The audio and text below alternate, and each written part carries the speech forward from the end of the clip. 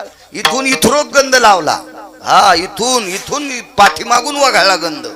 हो, माळा अर्धा अर्धा किलोचे घातल्या, काढून वघाराला आणली, तो वघाराला तो आली. इतकी माळ मोठी. वागतो किती चांगलं सोंबळ्या तू, वागण्याला महत्व आहे. एका जणाच्या गळ्यात 35 माळा होत्या जोशीबुवा, 35 माळा. आणि मार्केट मधून चालला, असंच मार्केट होतं वडोणी सारखं मार्केट. आणि एका किराणा दुकानात मला बसायचा योग आला. मागे एका किराणा दुकानदाराकडे आमचं कीर्तन झालं इथंच एकदा. हो, त्या किराणा दुकानात बसायचा योग आला आणि ते 30-35 माळा घातलेला माणूस चालल्याबरोबर त्या अशा शर्टाच्या आतून काय होत्या, काही वरून काय होत्या, इतक्या बसायच्या नाही, शर्ट फाटन ना ते. अशा एवढ्या मोठ्या माळा घातलेल्या. बरीच लोक नमस्कार, राम राम, जय हरी, जय गोपाल, जय रामजी की असं म्हणत होते. पण ज्या दुकानात बसलो त्या दुकानदारानं लगेच शटर खाली वळलं. मी म्हणलं का हो, एवढ्या 35 माळा आहेत आणि तुम्ही शटर खाली वळलं? जाऊ द्या म्हणले महाराज, मुलीच्या लग्नाला 1.5 लाखाचा किराणा न्यायला 8 वर्ष झालं, रुपया द्यायला नाही. गेल्यानं सगळ्या माळा नदीला. देखायला किंमत नाही, देखायला किंमत नाही, वागण्याला किंमत आहे, वागण्याला किंमत आहे. तुम्हाला एक सांगू का, कीर्तनात कोणालाही चांगलं बोलता येते. तमाशातल्यानं कुठं तुम्हाला शिव्या दिल्यात? कधी शिव्या दिल्यात त्यांनी तुम्हाला? सिनेमातल्या लोकांनी कधी शिव्या दिल्यात? नाटकातल्या लोकांनी कधी शिव्या दिल्यात? मग आमची लोक कीर्तनात गोड बोलतात म्हणजे फार चांगले आहेत का? याच्या नंतर त्यांनी चांगलं वागावं, त्याला चांगलं म्हणत असतात. विठाला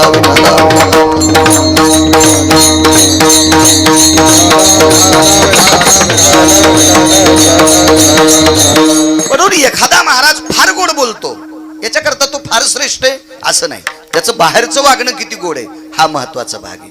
बऱ्याच गोष्टी सांभाळता येतात, त्याला संप्रदायात प्रवेश असतो. चांगल्या प्रतीचा गायक आहे, तंबाखू खातो,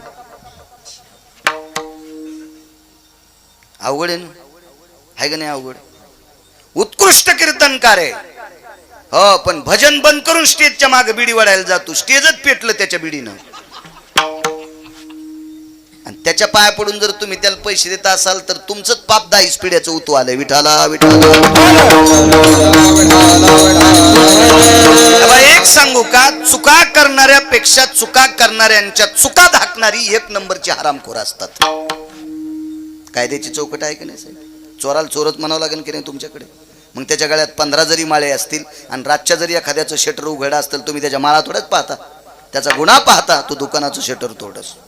नेहमी चौकट आहे. गुन्हेगारापेक्षा गुन्हा झाकणारी माणसं सर्वात नालायक असतात. एका बाईनं आम्हाला चहा घ्यायला घरी बोलवलं. म्हणलं बाई मी काही चहा नकोय. म्हणलं नकोय. दूध घ्या. म्हणलं मी काय बोक्या नाही, मी काय दूध पेत नाही. नको म्हणलं बाई दूध नकोय. म्हणलं मला नकोय दूध. ते म्हणले महाराज तुम्हाला यावंच लागेल. म्हणलं बरं येतो. एवढ्या वेळात भागवत कथा सुरू होती, येतो तुमच्याकडे. एक महाराज आपल्याकडे यायलेत म्हणल्यावर त्या बाईनं दारात रांगोळी काढली. रोजही काढत असेल बिचारी, पण आज विशेष काढली.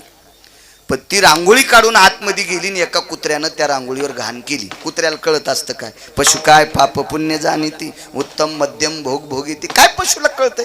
आणि कुत्र्यानं त्या रांगोळीवर घाण केल्याबरोबर मी येणार असं त्या बाईला कळालं. बाहेर आल्यावर पाहिली रांगोळी. ती बाई शेजारणीला भांडत होती. ए तुझं कुत्रं का मोकळं सोडत? ती म्हणली बाई रस्त्यानं कुत्रे 100 पळायलेत, मी जरी मोकळं सोडलं तर माझ्या कुत्र्यानं तुझ्या रांगोळीवर घाण केली, त्याच्यावर नाव आहे का?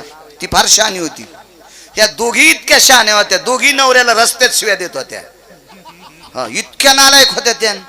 या मला घरी चहा घ्यायला बोललं म्हणजे फारच श्रेष्ठ आहे असं काय नसतंय. मी नाही मानित. काही बायका महादेवाला कोरडच होऊ देणार इतकं पाणी टाकायल्यात, इतकं पाणी टाकायल्यात. त्याला सर्दी होणी म्हणजे बरं आहे. म्हणजे ही फार शहाणी असं नाही. काही बायका लाखानं मंजुळा पांडुरंगाला वाहल्यात. फारच शहाणी आहे का? नाही. जी आपल्या मालकाला मानती ती शहाणी आहे, ती पवित्र आहे, ती पवित्र आहे, ती पवित्र आहे. आणि कीर्तनकाराला दूध पाजीन, काजू बदाम टाकून पाजीन, महादेवाला पाणी घालीन, बेल वाहीन, पांडुरंगाला मंजुळा वाहीन आणि पप्याच्या बापाला नीट बोलणार नाही, ही दिसणं म्हणजे अवदासा दिसलं इतकं पाप आहे. मी काय तुम्हाला उच्छेदून बोलत नाही, मी पुरावा सांगतोय. मी काय सो तुम्हाला काय माझं काय घराला घर आहे का दाराला दार आहे तुमचं माझं काय संबंध आहे? मी यावर सांगतोय, अध्यात्मातला यावर सांगतोय. देखाव्याला किंमत नाही. एखादा मुलगा एखाद्या महाराजाच्या चपला उचलीत असेल. एक पोरग माझ्यासोबत 1.5 महिना राहिलो. गळ्यात माळाही होती त्याच्या. मी भंगेऱ्याला कशाला ठेवू? मग ते सोबत राहिलं. 1.5 महिन्याच्या नंतर कळालं हे मायबापाला बोलत नाही. मी त्याला सांगितलं, बापू तू गाडीतून उतरून घरी जाय. काय झालं, तुझ्या पापानं मी एकदा वाचलोय आणि तुझ्या पापानं पुन्हा एखाद्या वेळेस पुलाखाली गाडी जाईल, म्हणून मला बसून कीर्तन करावं लागेल. तू मायबापाला बोलत नाहीस, आमच्या चपलान बुट काही तू उचलू नको, तुझ्यासारखा पापी नंबर 1चा तूच. जो मुलगा आई वडिलाला मानित नाही तो बिना चप्पलचा जरी पंढरपूरला गेला किंवा चंद्रभागा उकरून त्याला मधात जरी पुरलं तरी ते हरामखोराला मोक्ष नाही. त्याचा देव आहे त्याचे आई वडील. तुमचे सर्वात मोठे देव आहेत घरातले ज्येष्ठ लोक, घरातले ज्येष्ठ लोक, वयोवृद्ध लोक. या लोकांवर संस्कार करणं, त्यांना आदर करणं आणि अपत्या लेकरावर संस्कार करणं ही सर्वात मोठी तुमची पूजा आहे, सर्वात मोठी तुमची पूजा आहे. विठ्ठल विठ्ठल त्या बाईचे भांडणं होत होते तेवढ्या अवकाशात. तिचे मालक जरा हुशार होते. ते म्हणले, अगं जाऊ दे ना, काय ताने, आता घाण झाली ना, महाराज इकून येते नाही तर इकून येते. रांगोळ मधात होती ना, महाराज इकून येते नाही तर इकून येते. ते हुशार होतं. ती म्हणली, आता मी चांगल्या प्रतीची साडी घातली, मेकअप केले, तुम्ही घाण काढा. ते म्हणलं, मी आता मारुतीच्या दर्शनाला चाललो, तिथून आल्यावर काढी. तोरक माझा यायचा टाइम झाला. सुकास झाकणारी माणसं 1 नंबरचे नालायक असतात, याच्यावर बोलतोय. मग त्या बाईनं पाठीमागं परसदारात गेली, एवढी एवढी अर्ध टोपलं माती आणली आणि त्या रांगोळीवर माती टाकली. आता मला शेतीचा नाद असल्यामुळं 5-6 दिवस भागवतात माती पाहायलाच नव्हती भेटली, म्हणून मी त्या मातीवर पाय द्यायला. मला तरी कुठं कळालं मातीच्या खाली दुसराच कार्यक्रम आहे म्हणून. त्या बाईनं लग्नात आलेला 22,000चा गालीच्या मला बसायला टाकला होता. आता पाय ज्या वेळेला वल्ला झाला त्यावेळेला माझ्या का गोळ्या संपल्यात का मी धोतरानं पाय पुसायला. मी पाय कशाला पुसला साहेब, 22,000च्या गालीच्याला. त्या बाईनं सांगितलं, महाराज गालीच्या कस काय भरला. म्हणलं, बाई घाण जर झाकली नसती तर मी पाय द्यायला नसता. तू घाण झाकल्यामुळं माझा पाय भरला आणि म्हणून तुझा 22,000चा गालिशा खराब झाला. म्हणून चुका झाकणारी माणसं चुका करणाऱ्यापेक्षा जास्त नालायक असतात. विठाला चला, दोघं हाताला हात धरून चालतात. महर्षी वाल्मिक आणि मारुतीराय इथपर्यंत आलतो ना, दोघं जण चालतात. तेवढ्या अवकाशामध्ये महर्षी वाल्मिकांनी विचारलं, ग्रंथ बरा वाटला. मारुतीरायनं सांगितलं, महर्षी काय ग्रंथात विवेचन आहे, काय त्या अक्षरात माझा राम भरलेला आहे, माझे आईसाहेब भरलेले आहेत, माझे लखनलाल भरलेले आहेत, माझे भरत शत्रुघ्न भरलेले आहेत, माझं सर्व विश्व त्याच्यात भरलेलं आहे. याच्याकरता मी हृदयाला लावलेलं आहे, हृदयाला. पण मारुतीराय सहज म्हणले, महर्षी वाल्मिक जी, मी सुद्धा रामायण लिहिले, बघायला येता का. समुद्र 7 होते. प्रियव्रत नावाच्या रथात, प्रियव्रत नावाचा राजा एका रथात बसला माऊली दादा, आणि तो रथ पृथ्वीवर भ्रमण करीत असताना ज्या ज्या दिशेला तो रथ गेला त्या त्या दिशेनं 7 समुद्राची निर्मिती झाली, असं पुराण सांगते. तुम्हाला कितपत मानायचं ते तुम्ही तुमचं ठरवा, व्यक्ती स्वातंत्र्य, पण पुराण सांगते. त्याच्यापैकी 7 समुद्रापैकी एक समुद्र आहे, त्याला घृत समुद्र म्हणतात. आपल्याला सगळे शारोदक आहेत, आपल्याला सगळी समुद्र खारट आहेत, पण त्याला घृत समुद्र पुराणाचं नाव आहे. आणि त्या समुद्राच्या तीरावर काळ्या शालिमार दगडाच्या पाषाणावर आणि स्फटिकाच्या पाषाणावर शिळेवर जोशीबुवा रामायण लिहिलं मारुतीरायनं. महर्षी वाल्मिकांनी रामायण लिहिलं ते ध्वजपत्रावर. तुम्हाला ज्ञात असेल, पूर्वीच्या काळात माझ्या लहानपणी तुमच्या तारुण्यामध्ये काशीतले कापडी यायचे आणि आपल्याला गोड ते अशी ती अशी गोड अशी प्रसादाची ती फुटाणे असायची, मुरमुरे असायची गोड, आणि ती त्या ध्वजपत्रावर टेकून आपल्याला प्रसाद द्यायचे. आणि त्यांचा एखादा फार फास भक्त असेल तर श्रद्धेनं लाखेचं लिंग द्यायचे. लाख माहिती आहे ना, लाख. पूर्वीच्या काळात मतदान पेट्या सील करायला लाखेचा उपयोग करायचे. सोनार हा मोठाले मनी आतमध्ये पॅक करायला लाखेचा उपयोग करत असतात. आणि याच लाखेचा महाल, लाक्षा जोर सुद्धा, ते लाक्षाग्रह सुद्धा याच लाखेच. बऱ्याच ठिकाणी लाखेचा उपयोग करतो. एवढे 2-3 पुरावे ऐकले तेवढे पुरे माना. आणि मग ते ध्वजपत्रावर ते विशिष्ट प्रकारच्या झाडाची साल आहे, त्याच्यावर रामायण लिहिलं. पण मारुतीरायनं स्वतःच्या नखाने शालिमार दगड, काळा पाषाण, भगवान पांडुरंगाची प्रतिमा आणि भगवान शिवलिंग हे शक्यतो जास्तीत जास्त शालिमार दगडाचं असते, काळ्या पाषाणाचं असते. आणि त्या पाषाणावर रामायण लिहिलं नखानं कोरून. काही स्फटिकाची दगड होती, स्फटिकाच्या शिळा, त्याच्यावर रामायण लिहिलं. आणि खूप दिवसापासनं समुद्राच्या तीरावर वेली वाहड्या, ती पाषाणं, ती शिळा, ती अशी झाकून गेली वेलीनं. त्याच्यावर काय नाना प्रकारच्या वृक्षाच्या फांद्या असतील, पाना असेल, सगळे पडलेले आहेत. आणि महर्षी वाल्मिकांनी विचारलं, कुठे आहे तुमचं रामायण? मारुतीरायन शेपटीला आदेश दिल्याबरोबर वारं सुटलं. सगळ्या त्या वेली वगैरे, काळी कचरा, धूळ वगैरे त्या साफ झाल्या. आणि सांगितलं, आता तुम्ही वाचा, हे वाचा, वाचा, वाचा. कुठली गोष्ट दोघात करायची नाही. म्हणून आपल्या संस्कृतीत साक्षीदाराला किंमत आहे. तुम्ही बी एखाद्या स्पॉटवर पंचनामा करायला गेल्यावर त्याच्यावर दुसऱ्यांच्या सह्या घेतच आहेत. कारण आपल्याकडे दोघांनी केलेल्या गोष्टीला किंमत नसती, कोणीतरी एखादा साक्षीदार पाहिजे. हो, तिथं 8 डोळ्याची व्यक्ती, सत्यलोकातले मालक, हाडा मासाचा एक गोडसा कुंभार, विधाता ब्रह्मदेव आमंत्रित केले. आणि ब्रह्मदेव 8 डोळ्यानं ते रामायण वाचत होते. महर्षी वाल्मिक ते रामायण वाचत होते. हे सगळं वाचन झाल्याच्या नंतर महर्षी वाल्मिकाच्या लक्षात आलं, मारुतीरायनं लिहिलेल्या रामायणाच्या पुढे आपलं रामायण एका तिळा इतकं सुद्धा मोठं नाही. चला लवकर, पटकन पटकन चला, व्हा बाहेर. विठला विठला विठला.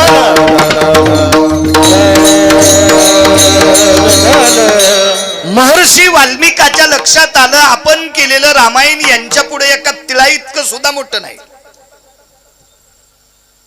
मारुतीरायनं आपण लिहिलेलं रामायण हृदयाला लावून नाचले. आपण लिहिलेला रामायणाचा ग्रंथ डोक्यावर घेऊन नाचले.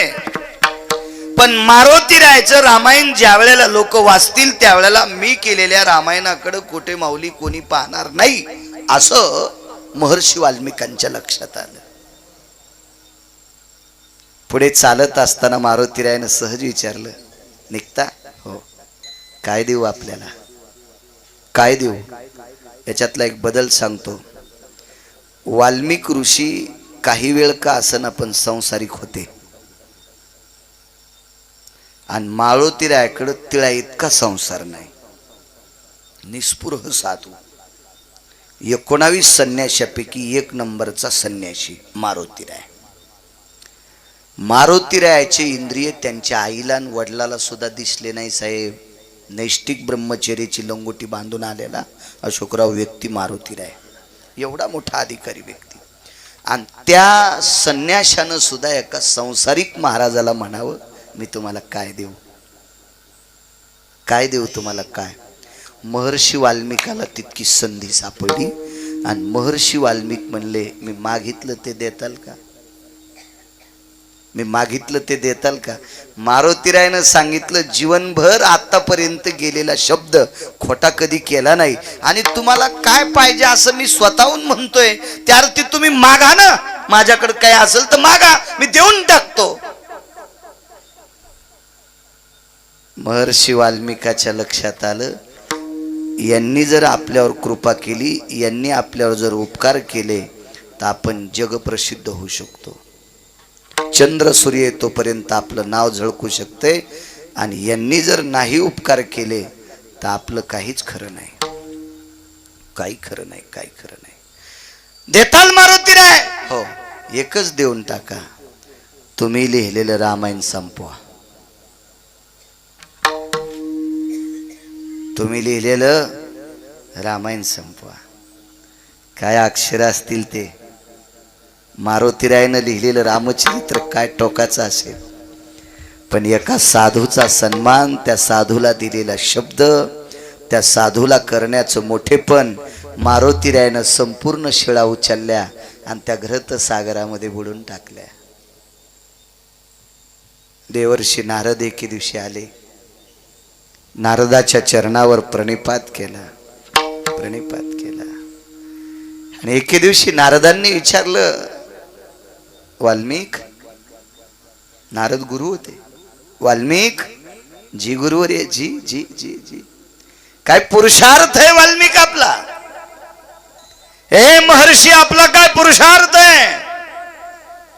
चंद्र सूर्य आहे तोपर्यंत तुमचा ग्रंथ झळकलाय. काय भक्ती सूत्र आहे आपलं. मला नव्हतं वाटत वाल्मिक आपण इतके मोठे व्हाल. कुठून ताकद प्राप्त केली.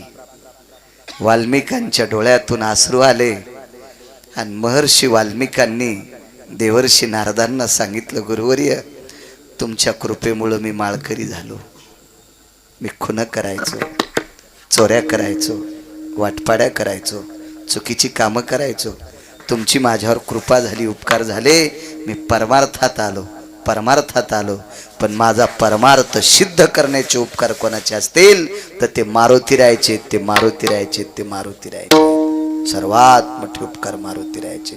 दृष्टांत संपला राजो. हे रामायणात पाहायचं नाही बरं महाराज, हे दुसऱ्या रामायणात पाहायचं. दुसऱ्या एखाद्या वेळेस बरीच लोक म्हणतील मी ते वाचिलं, मला त्याच्यात नाही दिसलं. गिरगावकराला का तुरीच्या पाट्यात गवसलं का सोमळ्या, तू वाचत जाय, सापडेल तुम्हाला. लक्षात घ्या, मारुतीरायाने जर शिळेवर लिहिलेलं रामायण जर ग्रंथ सागरात बुडवलं नसतं तर महर्षी वाल्मिकाचं भक्तीचं सूत्र मोठं झालं नसतं.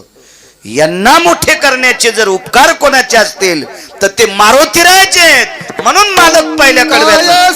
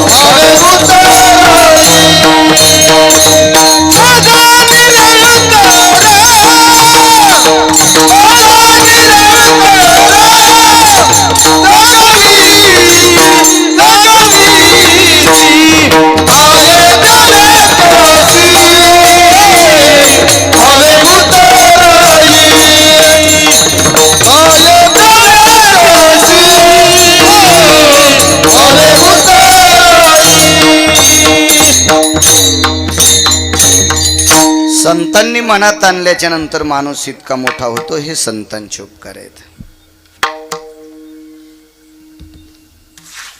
एका घरी एक पाहुणा आला. माझ्या माईंनो, मुखामध्ये साखर ठेवणं, देखाव्याचा परमार्थ करणं हा नाही देवाला आवडत. देवाला कर्तव्याचा परमार्थ आवडतो. कर्तव्याचा. एका घरी एक पाहुणा आलेला आहे. काय सांगू आता संतांचे उपकार. पाहुणा आहे. तो पाहुणा फार मोठ्या श्रीमंत घरचा पाहुणा आहे, ज्याचा माल 6.5 क्विंटल सोन्याचे पैसे. आज किती येतील अशोकराव? मी 7वी पास आहे, त्याच्यामुळे मला गणित येत नाही. होय लंगे, गणित येत नाही मला. 6.5 क्विंटल सोन्याचे पैसे.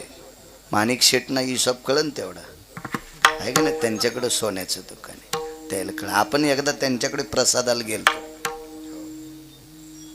कारण ते सोन्याचे व्यापारी आहेत ना, त्यांना कळू शकतो तो हिसाब. 6.5 क्विंटल सोन्याचे आज रोजी जितके पैसे येतील तेवढ्या किमतीचं एक घर होतं त्याला झोपायला. आपण त्याला बेडरूम असंच म्हणतो ना.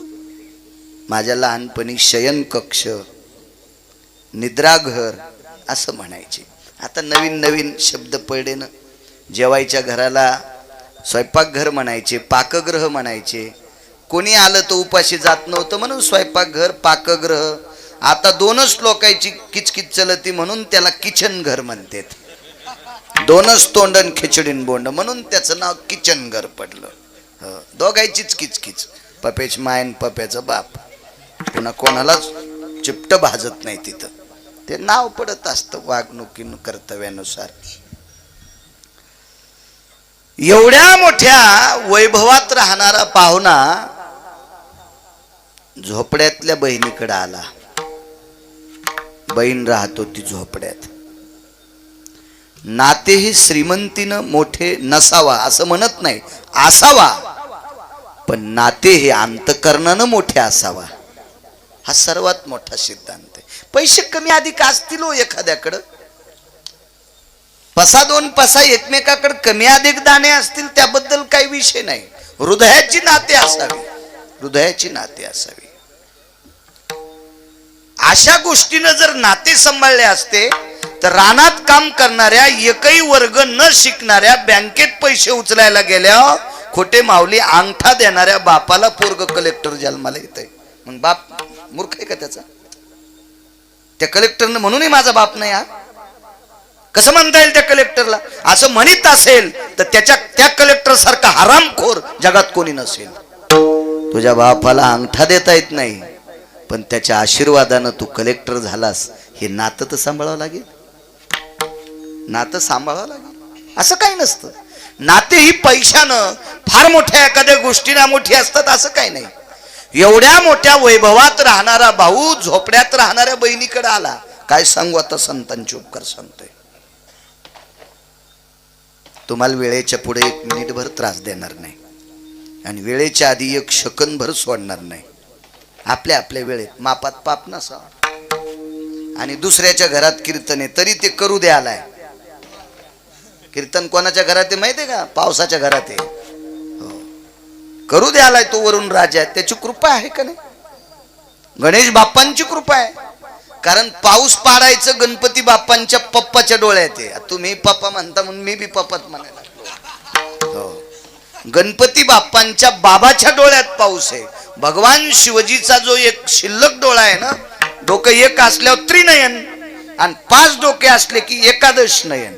शिवजीला 5 डोके पंचानन म्हणतात आणि एक डोकं असताना त्रिनयन. योगी दिसतो विचित्र त्याला 3 नेत्र, चर्म वेगळे नाही वस्त्र, मनवी तुझा मित्र बाळा जो जो रे, कुलभूषणा निजबा नारायणा बाळा जो जो रे, योगी आलासी विश्रामा निजबा नारायणा बाळा जो जो रे.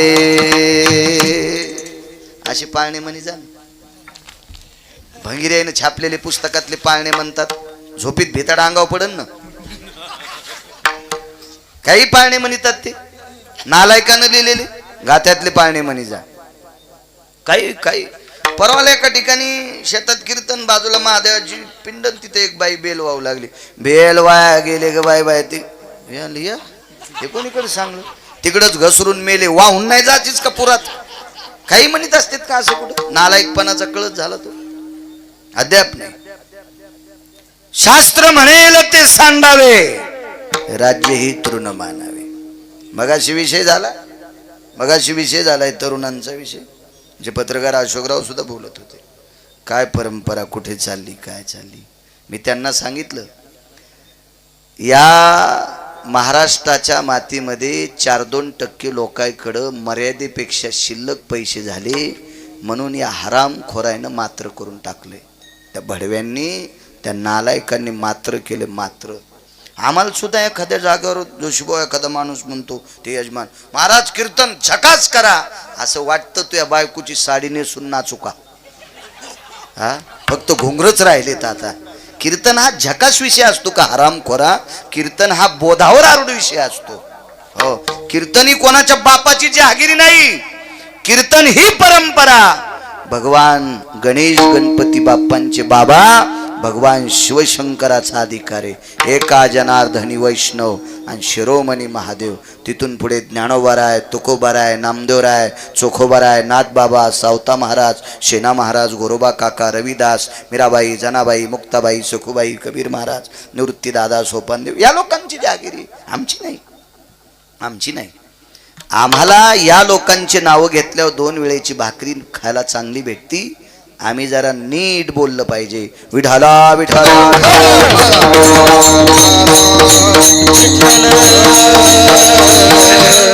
पाहुणा आलेला आहे.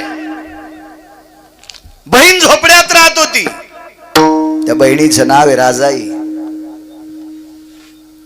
2 जण बसलेले. बहीण भाऊ चुलीवर कण्या शिजत होत्या. चुलीवर कण्या शिजत होत्या. कण्या शिजलेल्या आहेत. पात्र टाकलेली आहेत. पात्र मातीची खापराची भांडी होती. त्या पात्रामध्ये 4-4 2-2 पळ्या कण्या ओतल्या. 5.25 क्विंटल सोन्याच्या आज रोजी किमतीच्या महालात राहणारा मुलगा खापराच्या पात्रात कण्या खात होता. आणि हे मधला 10-20 वर्षाचा काळ होता का. ह्या बेगडी लोकांना जुन्या पद्धतीला लात मारली. जुन्या पद्धतीला मधला 10-20 वर्षाचा काळ. आता जुन्यावर आलेत. 1-1 कोटीच्या गाडीत बसणाऱ्याला पण खापराच्या बिस्लऱ्या आहेत. त्याला माहिती दुसऱ्या बिस्लऱ्यात पाणी पेलं की 4-2 वर्षानं आधी मरत आहे. हुशार झालेत लोक, हुशार. माझ्या लहानपणी गुळाचा चहा पिणाऱ्या माणसाला लोक भिकारचोट म्हणत होते. आणि आता इथे शुद्ध गावरान सेंद्रिय गुळाचा चहा भेटल. 80-90 लाखाचे कठळे तिथं थांबते. गाड्यात बसणारे बरं तिथं त्याच्या गाड्या. मग आता हे भिकारचोट नाहीत का.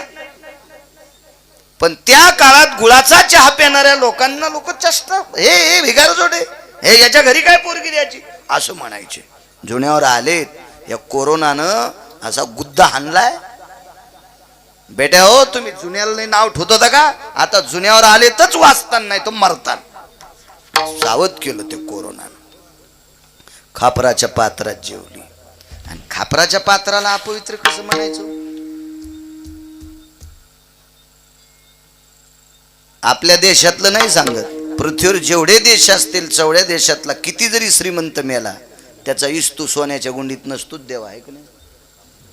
खापराच्या गुंडीत. वास्तुपुरुष 5 तोळ्याचा करा एवढा करीत नसते. पण किती तोळ्याचा केला तर कशाच्या बुटक्यात असतो. खापराच्या. कळस 5 किलो सोन्याचा जरी असेल तरी त्याला स्नान कशाचं.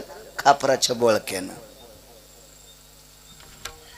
महाराज इतकं खापराला महत्व आहे. या मधल्या सोंगाड्या लोकांना खापराचं महत्व कमी केलं.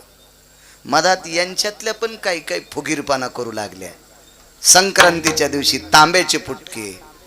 कस्तुरा त्या बापाची जहागिरी आहे का कशाच्या बुटक्यान वान देती. मालकाचं आयुष्य कमी होईन द्वारका. इथली नाही म्हणायलो मी, आमच्या तिकडची. सर्व पात्राम पवित्रो मृत्तिका पात्रो पवित्र. हा मातीच्या पात्राला इतकं प्राधान्य. एवढा मोठा श्रीमंत भाऊ बहिणीची तर मातीच्या खापराच्या ताटात जेवला. मालकाला सांगितलं धनी आवाज. धनी काय ग काय म्हणली बाई मालकाला. धनी धनी. इथं एक तर बाई नवऱ्याला धनी नाही म्हणायची. तुमच्या जिबेली वेल्डिंग झाली. वाकत नाहीत तुमच्या जिबा. मालक नाही म्हणायचा, धनी नाही म्हणायचा, जी नाही म्हणायच्या मालकाला.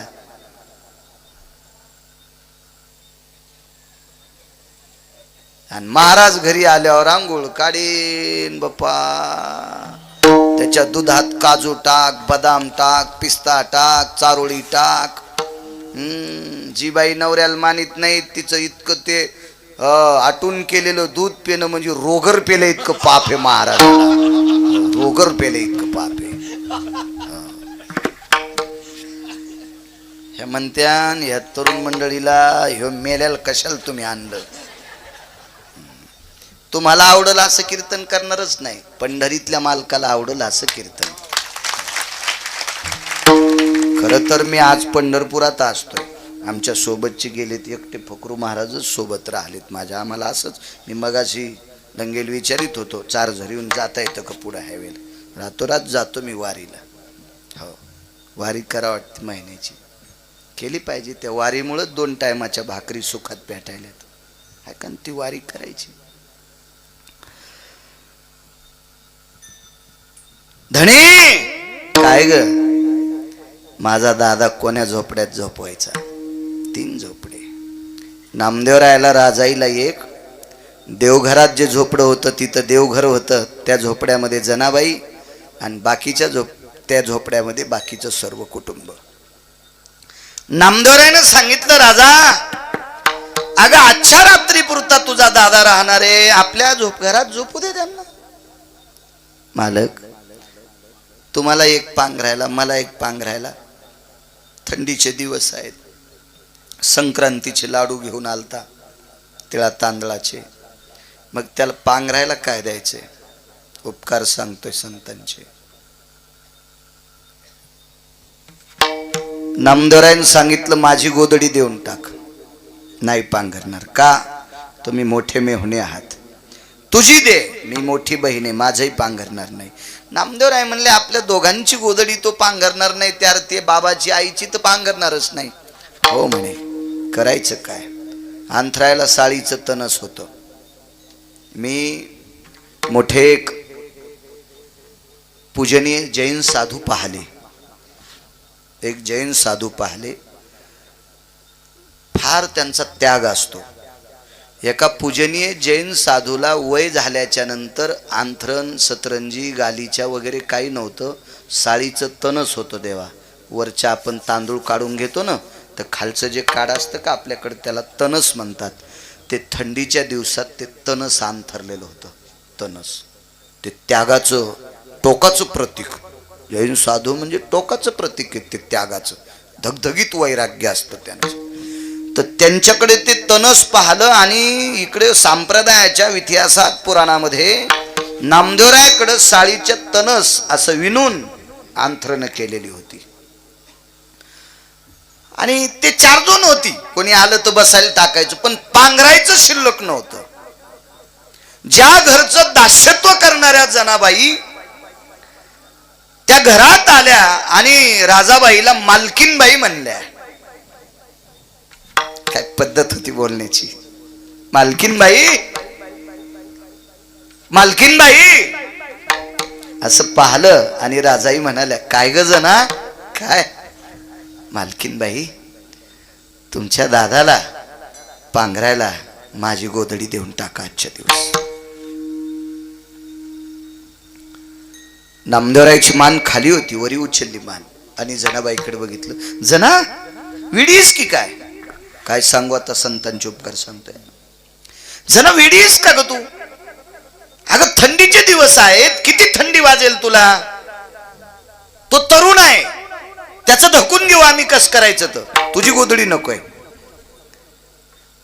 जनाबाई नामदेवरायांना मालक म्हणायचं, मालक म्हणायचं, मालक. मी सांगतो म्हणून नका ऐकू. दाशी नामयाची म्हणून या. पुरावा माझा आहे का महाराजा? नाही. दाशी नामयाची म्हणून या. नामदेवरायला मालक म्हणायच्या, राजाबाईला मालकीनबाई म्हणायच्या. हा आदर होता हो.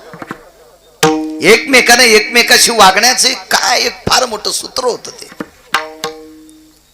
मालकीनबाई, मालक, मी भजन करत असताना काही पांघरण घेत नसते आणि भजन करताना मला थंडी वाजत नाही.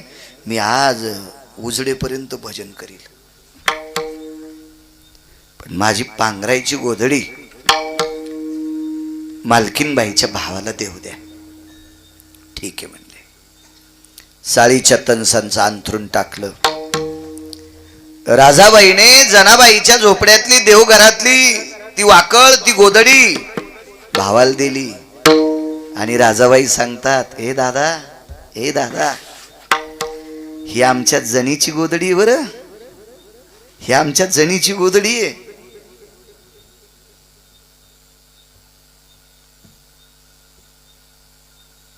राजाबाई सांगतात, दादा, ही मी पांघरली असती तुला माझी दिली असती.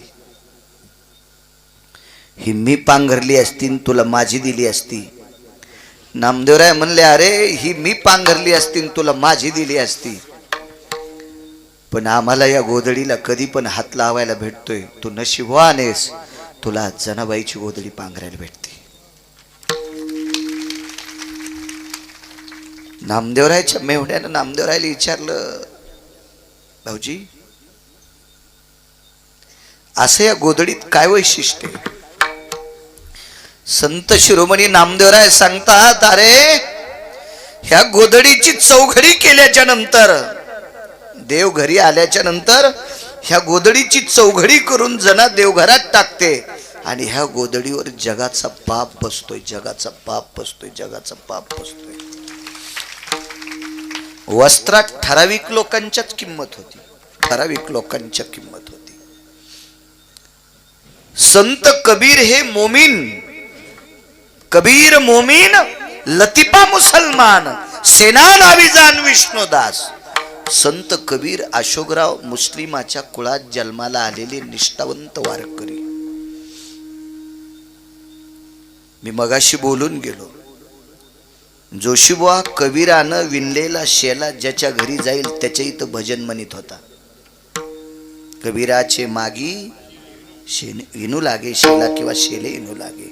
एक शपक पुरावा पाहला मी, कीर्तनात त्याला परवानगी नाही पण चांगला याच्या करता म्हणतोय. ठाई ठाई सेल्यावरती दिसे राम नाम ग, ठाई ठाई सेल्यावरती दिसे राम नाम ग. त्याच्या धाग्या धाग्यात राम राम होत. काय त्या कबीराच्या कपड्याला किंमत आहे. तशी संत जनाबाईनं स्पर्श केलेल्या वस्त्रात ताकद होती. कृता युगात मर्यादा पुरुषोत्तम प्रभू रामचंद्रांच्या घरी आलेला एक महात्मा, त्याच्या वस्त्रात किंमत होती. ते वस्त्र आकाशात फेकलं की 14 सूर्य इतका प्रकाश पडत होता. काढून ढुंगाचे चिरगुट भिरकाविले नभी देख, ते चतुर्दश भास्करा परी लेख तेज कांती. 14 सूर्य इतका प्रकाश त्या कपड्यातली ताकद. द्वापार युगाच्या नेमक्या सुरुवातीला एका 22.5 वर्षाच्या गर्भांध प्राज्ञाचक्षु चक्षुहीन एका अंध 22.5 वर्षाच्या साधूला अंगावरच्या लुगड्यातलं अर्ध लुगडं फाडून दिलं एका कुमारिकेनं. तिचं नाव द्रौपदी, तिचं नाव द्रौपदी. या वस्त्राची ताकद इतकी मोठी, चार जरी कड माऊली महाराज इतकी ताकद मोठी. या वस्त्रावर आडवे आणि जितके उभे धागे तितक्या वस्त्राचं रूपांतर पंढरपुरातल्या मालकाचं झालं. कौरवे पांचाळी सभे माझी आणली, वस्त्र हारणे वस्त्र कैशी झाली माऊली. काय काय कायच्या कपड्यात ताकद. काही काहीचे कपडे इतके गंजाळलेले बायकायला पण धुवा वाटत. कुठं बसतेत, काही करीतेत, लाज वाटत नाही आपण कुठं बसाव काय बसाव. बघाय लोकांचे कपडे किती गेले. लोकांच्या इथं दास्यत्व करणाऱ्या जनाबाईच्या कपड्यावर देव बसत होता, देव. आणि देवन बसून उठून जात नव्हते, झटकायची वाकळण घडी करून मग वळणी टाकायची. नामदेवराय सांगते, तारे या गोधडीला पंढरपुरातल्या मालकाचा स्पर्श आहे. उपकार सांगतोय उपकार. त्या दिवशी रात्री 1-1:30 वाजता पंढरीतल्या मालकाला जाग आली. अंगावरचा कपडा हलत होता असा देवाच्या. आईसाहेब उठल्या, आवाज दिला, स्वामी प्राणनाथा परमेश्वरा. उठल्या आणि विचारलं, काय ग रमा? ए लक्ष्मी काय ग? रुक्मिणी काय ग? मालक मी गेल्या 10 मिनिटापासून बघते, मला जाग आलती, तुमच्या अंगावरचा कपडा हलत होता. काय प्रकार आहे? रुक्मिणी आई साहेबांनी अशा रात्रीच्या वेळेला देवाच्या बऱ्याच प्रक्रिया पाहिल्या. लाक्षाग्रह पेटून दिलं त्यावेळेला देवाच्या अंगाला घाम आलता. द्रौपदीचं वस्त्रहरण सुरू झालं त्यावेळेला देवाच्या डोळ्यातून धूर आलता. अशा शरीरावर बदल झालेल्या प्रक्रिया खूप पाहिल्या. पण आजची जी क्रिया होती ती देवाच्या अंगावरचा तो शाल, तो मखमली शालू हालत होता, ती शाल हालत होती, ते पांघरण हालत होत. आईसाहेबांनी विचारलं, मालक असं का असं का? तर लक्ष्मीने प्रश्न केल्याच्या नंतर देवाचे डोळे पाण्यानं डबडबले आणि सांगितलं, रमा माझ्या जनीला थंडी वाजत असेल ग, माझ्या जनीला थंडी वाजत असेल. जाऊ द्या त्यांना, जाऊ द्या.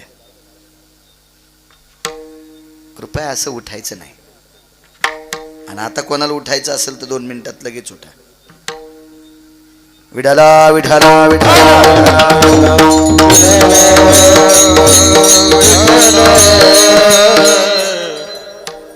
माझ्या जनीला थंडी वाजत असेल. काय करता मालक? रमा, शेजारती झाल्याच्या नंतर विद्वान भूदेवांनी शेजारतीचे मंत्र आटपल्याच्या नंतर मखमली शाल अशी तिथे ठेवत होते, मखमली शाल. आणि देवानं सांगितलं, रमा माझ्या जनीची गोधडी राजाईच्या भावानं पांघरली. ते बी इतकं हुशार होतं, त्यानं पांघरली नाही. राजाई रात्री 1 वाजता उठल्यावर भावाला विचारलं, दादा थंडी वाजते, पांघरण का घेतलं नाही? त्यानं सांगितलं, ताई ज्या गोधडीवर देव बसतो त्या गोधडीला पाय कशाला लावू, म्हणून रात्रभर छातीवर ठुलती. हे ज्याला कळतंय त्याला माणूस म्हणतात. मर्यादा लक्षात आल्या पाहिजे, मर्यादा लक्षात आल्या पाहिजे. मी ही जनीच्या अंगावर टाकू का ग? आई साहेबांना सांगितलं, मालक माझी आज्ञा घेऊ नका, मला विचारू नका. तुम्ही जोपर्यंत जनाला भेटायला जात नाही तोपर्यंत तुम्हाला तळमळ तुमची थांबत नाही. तुम्ही जाऊ शकता. 1:30 पावणे 2 वाजता रात्री देव जनाबाईच्या झोपड्यात. मी शिकलो 7वी पर्यंतच, पुढे काही मी शाळेत गेलो नाही. नुसतं ॲडमिशन घेत गेलो. मला गुरुजी चांगले होते. मला म्हणायचे, ये रे बाळ्या परीक्षेला, ये परीक्षेला. पण आमचंही नशीब खोटं, काय करावं, पुढं शिकता नाही आलं. इथं बसलेले कोणी राहिले असतील तर शिका. शिक्षण वाघिणीचं दूध आहे, काळाची गरज आहे, शिका.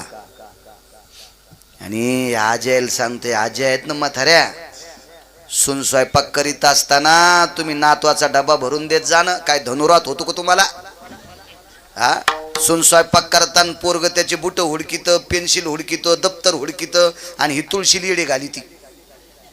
आणि त्या पोराची पेन्सिल घरी विसरली, पेपर कोराच गेला. ते म्हणले, महाराज माझा नातू पेपर कोराच गेला, कसं होईल? म्हणलं, काय नाही, म्हातारपणी तू या अंगावर ट्रॅक्टर घालणार आहे. तिला माहीतच नाही गिरगावचा बाळा किती रगिले म्हणून. तू या अंगावर ट्रॅक्टर घालणार आहे, कस काय? म्हणलं, मग त्याच्या शाळेत जायच्या टायमाला तू तुळशी लिडी घाली ती का? हा, त्याची आई स्वयंपाक करत असेल तर तू डब्बा भर, त्याचं दप्तर दी, त्याची पेन्सिल दी, त्याचे बूट दी, त्याचे सॉक्स दी. याचं काम आहे ना, ह्याचं नाव परमार्थ आहे. आणि नातू शाळेत गेल्यावर तू इशी खारीपाठ वाचणं. पण आपलं तसं नसतं. आपल्याला कळतच नाही. ज्याला संसारातली लोक कळत नाही त्याला देव कळायला काय गोळ्या संपल्यात का देवाच्या? इतका वेळा आहे का तुम्हाला देव भेटायला? ज्याला आपलं संसार, ज्याची ऐकाची धड नाही त्याची परत्रपुस शिकाई. ज्याला ह्या मातुड्याच्या सडकावर नीट चालता येत नाही ते स्वर्गातल्या चिंतामणीच्या सडकावर चलत असतो का? ते तर कुठं बसन तांब्या घेऊन. हा, ते वरी नेण्याच्या लायकीचं आहे का? नाही. आधी घरात नीट वागता आलं पाहिजे, त्याला परमार्थात जागा असती. असो, भगवान जनाबाईच्या झोपड्यात आले. आल्याबरोबर जनाबाईनं पाहिलं, देवा आलात? हो. जना जेवलीस का? जनाबाईनं सांगितलं, देवा जेवल्यावर झोप येत असते, जेवल्यावर झोप येत असते, आणि झोपीसाठी पांघरण गरजेचं आहे थंडीचं. याच्याकरता जेवलेच नाही. का नाही जेवली? माझी वाकळ आमच्या मालकीनबाईच्या भावाला पांघरायला दिली, आज रात्रभर तुझं भजनच करणार. देवानं सांगितलं काय होतं तुला जेवायला? सगळ्याच्या ताटातलं काढलेलं एका ताटात ठेवतो. आणि जगाचा बाप जेवत होता. महाराज ते भजन करणाऱ्याच्या घरचं होतं, सात्विकता होती. आम्हाला लय काय काय घरी जेवायला. उन्हाळ्याच्या दिवसात आंबेरस केलाय का घरी जेवायला? काय कमी आहे सध्या. काळही गोड आलाय महाराज लोकांसाठी. फक्त आपल्या लोकांनी नीट वागावा, इतकं जरसं वागावं, नाही तर काळ गोड आलाय परमार्थासाठी. फार गोड काळ. तुमच्या लहानपणी पायी पायी जाऊन कीर्तन करत होती लोक. आणि काय होतं तुमच्या लहानपणी खाला? बुंदी स्वप्नात नव्हती. स्वप्नात तुमच्या लहानपणी, स्वप्नात शिरा असा करीत होते की शिरा जर उचलला तर पात्र घेऊन वर येत होता. इतकं त्याला तुपाचा पत्ताच नव्हता, असा शिरा होता. ही पद्धत. आता काळ किती गोड आलाय. फक्त परमार्थातल्या लोकांनी देवाला आवडेल असं वागावा. त्याच्यात मी पण आलो. मी लय धुतल्या तांदळाचा आहे का? मी सुद्धा नीट वागावं, मी सुद्धा नीट वागावं. हो, मी काय लोकांना सांगावं मी असाच का? नाही, मी पण नीट वागावं. काय आंबेरस केला जेवायला, भजी कुरड्या पापड्या. आणि इथं कन्या होत्या. हो, देव खात होता तो कन्या. आम्हाला आंबेरस केला, सगळं झालं, जेवण झालं. मग नंतर म्हणलं यजमानाला, हो आता घरच्या लक्ष्म्या जेवायला बस. ते म्हणलं एकटीच ते. आम्ही म्हणलं त्या दोघी तिघी त्या बाहेरच्या आहेत स्वयंपाकाला बोलील त्या. म्हणलं त्या तिघीन तुझी मंडळी बसव जेवायला. त्या जेवायला बसल्या. मी थोडंसं असं दारातून पलीकडे गेलो. येताना मधात पाहतो तर तिघीच्या ताटात भजे होते आणि याच्या बायकोच्या ताटात भजेत नव्हते. मी यजमानाला म्हणलं का हो तुमच्या मंडळी भजे खात नाहीत का? नाही म्हणले ती खाती. मग आता का नाही? नाही म्हणले ती तळतानाच खाती. हा, ती गार झाल्यावर खात नाही म्हणले. वा वा वा, काय तुझ्या बायकोच्या हातचा स्वयंपाक खाल्ला. गिरगावकराचं 10 पिढ्याचं पाप उतू आलं. म्हणलं वा वा वा, ज्याची बायको तळताना भजे खाती तिचा स्वयंपाक आम्ही खाल्लाय. वा वा वा, काय बहादर कारभार.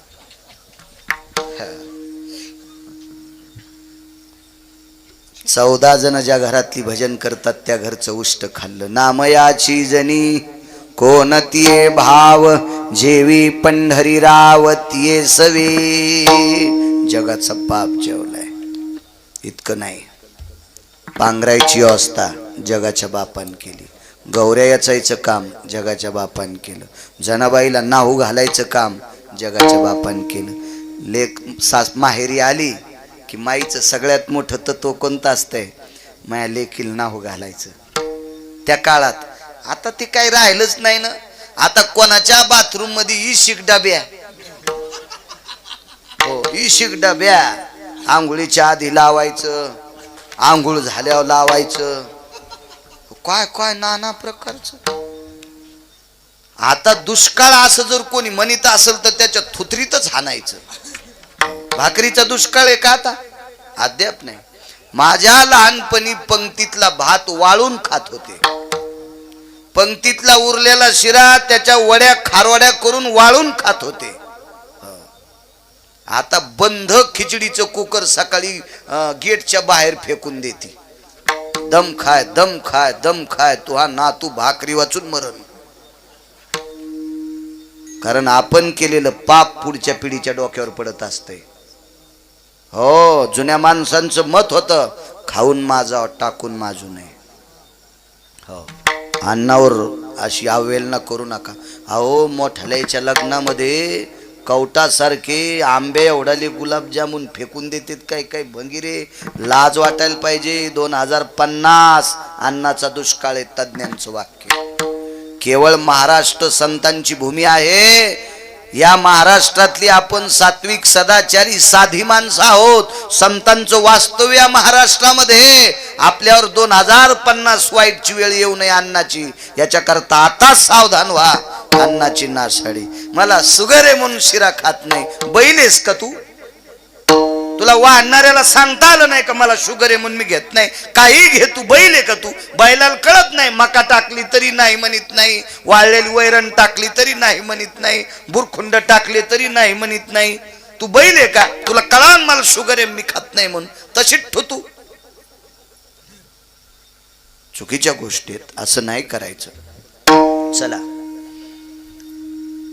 जनाबाईला नाहू घातलं याच्यावर सांगत होतो. माझ्या जनीला नाही कोणी, म्हणून देव घाली पाणी, तुळशीच्या वनी जनी उकलती वेणी. सगळी काम करायचा. मला सांगा बर, कोण नवरा आहे बायकोल साळी कुठू लागतो?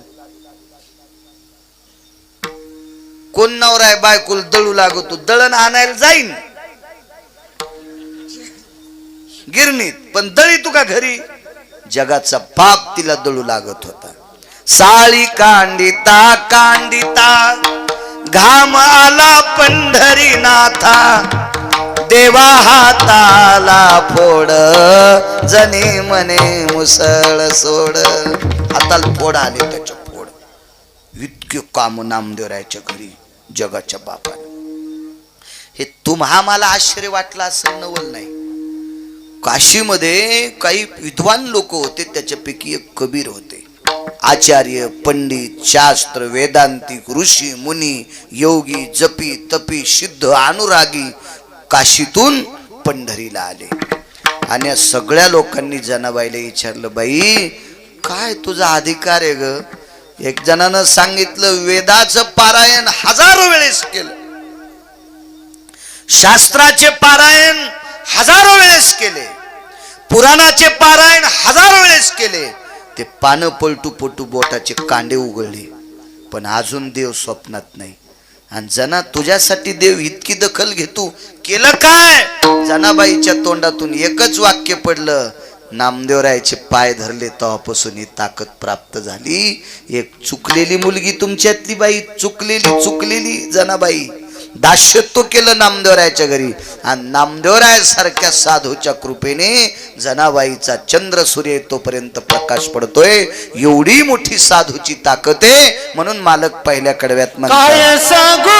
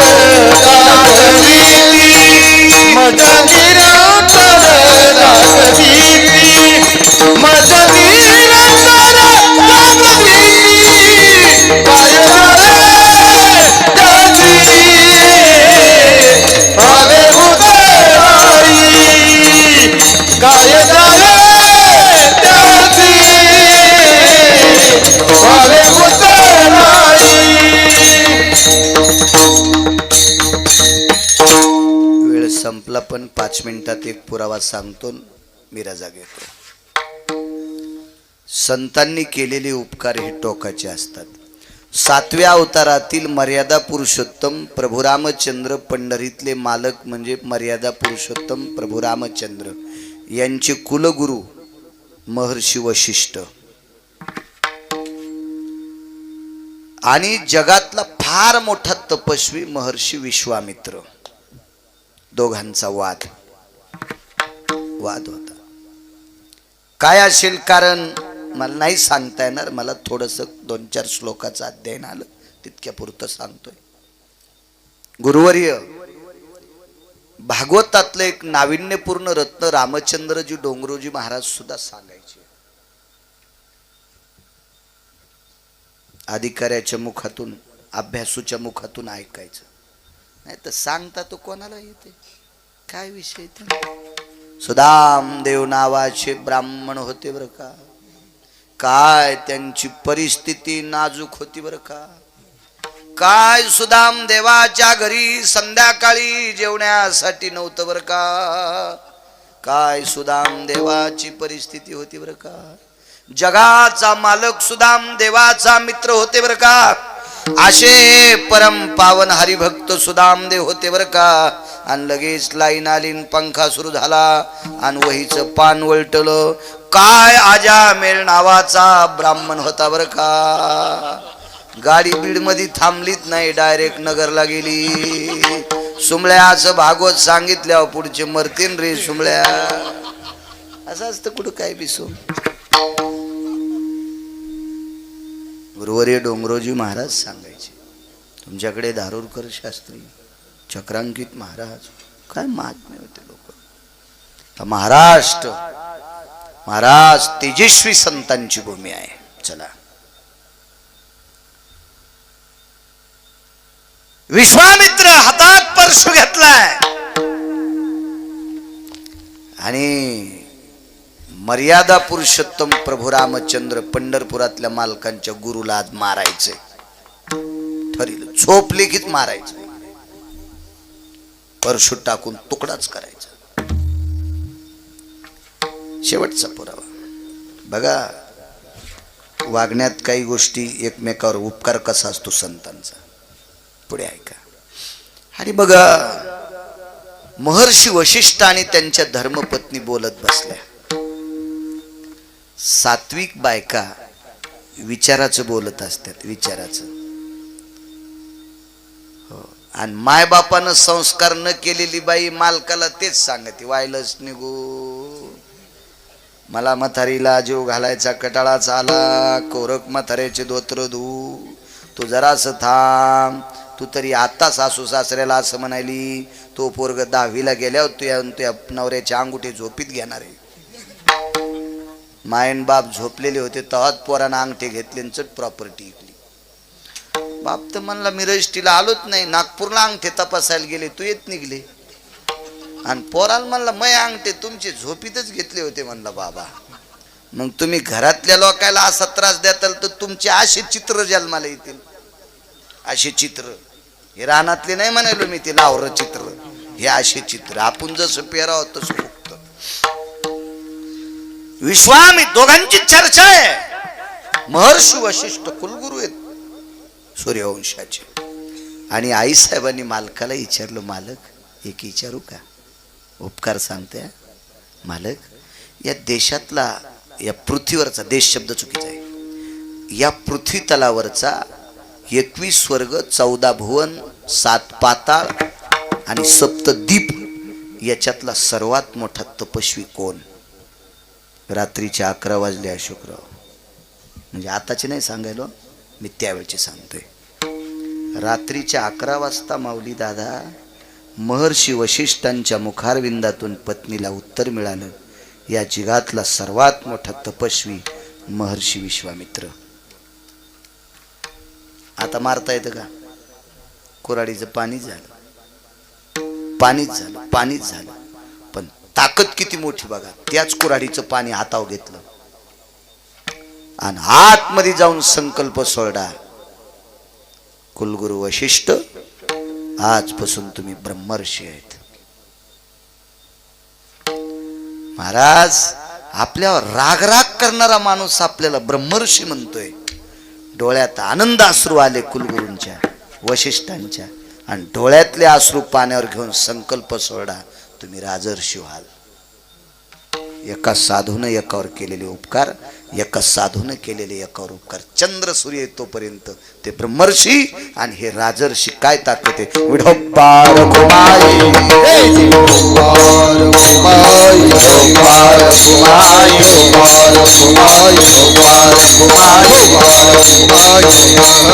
ज्ञानेश्वर माऊली ज्ञानराज माऊली द्वारा, ज्ञानेश्वर माऊली ज्ञानराज माऊली, ज्ञानेश्वर माऊली ज्ञानेश्वर माऊली.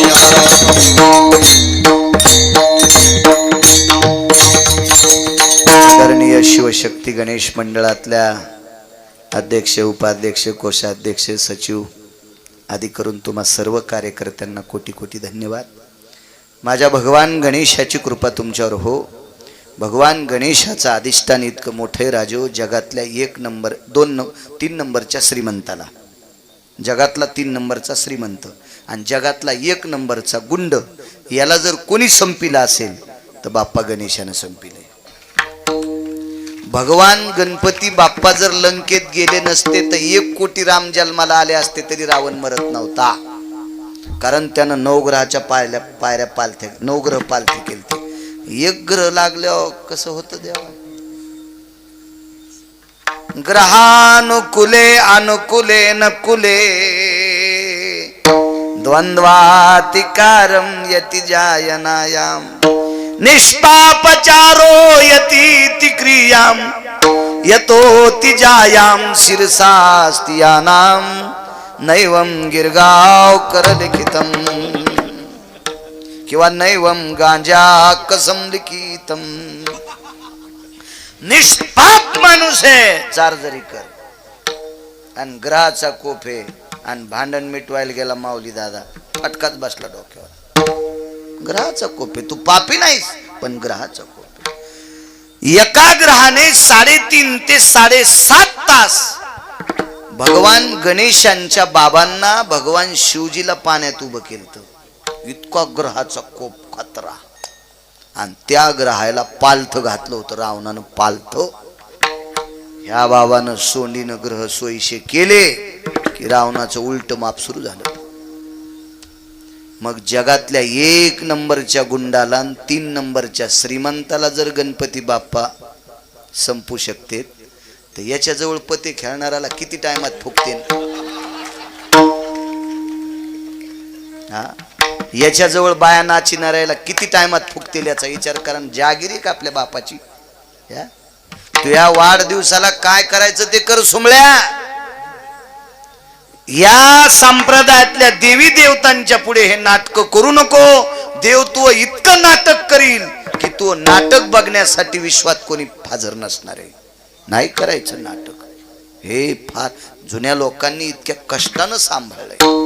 म्हणून तुम्ही सांस्कृतिक पद्धतीने, वैदिक पद्धतीने, पुराण पद्धतीने, वेदोक्त शास्त्रोक्त पुराण पद्धतीने वैचारिक पातळी सांभाळून शिवशक्ती गणेश मंडळाची गेल्या 19 वर्षापासून तुम्ही जोपासना करता. म्हणून याच्याकरता तुम्हाला कोटी कोटी धन्यवाद देतो. माझ्या विद्येचं दैवत गणेश बाप्पा, विघ्नहर दैवत गणेश बाप्पाची कृपा तुमच्यावर हो, परिसरावर हो अशी गणेशाच्या चरणी प्रार्थना करतो. आणि मला आता वारीला पंढरीला पळायचंय. मलाही तुमचे आशीर्वाद द्या. ज्ञानेश्वर माऊली, ज्ञानराज माऊली तुकाराम, विठ्ठल जय जय विठ्ठल. आ बोलिलेले करू वेडे वाकुडे उत्तरे करा क्षमा महाराज. आ नाही विचारिला अधिकार मी आपुला क्षमा महाराज. ज्ञानेश्वर